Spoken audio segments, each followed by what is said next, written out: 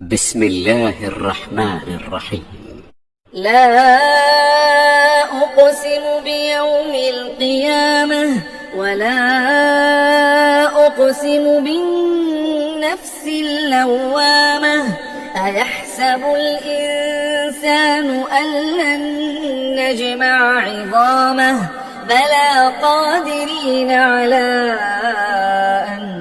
نسوي بنانه بل يريد الإنسان ليفجر أمامه يسأل أيان يوم القيامة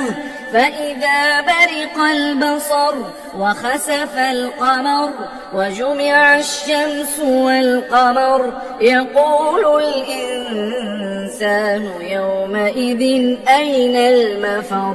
كلا لا وزر إلى ربك يومئذ المستقر ينبأ الإنسان يومئذ بما قدم وأخر بل الإنسان على نفسه بصيرة ولو ألقى معاذيره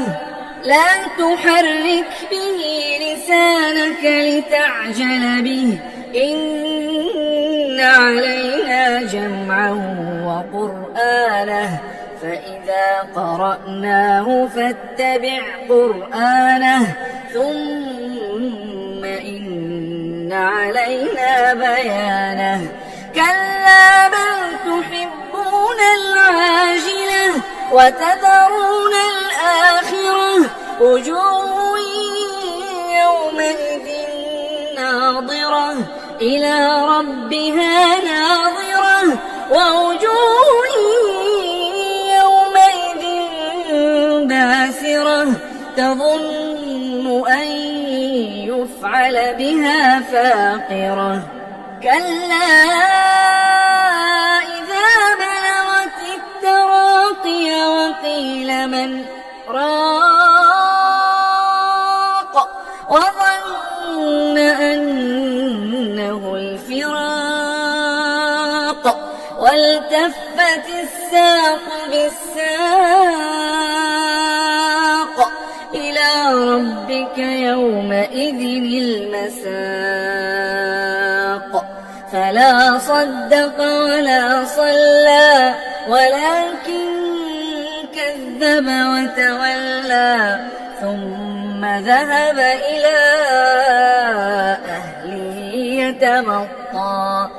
أولى لك فأولى ثم أولى لك فأولى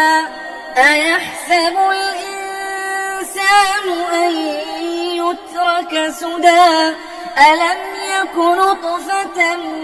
من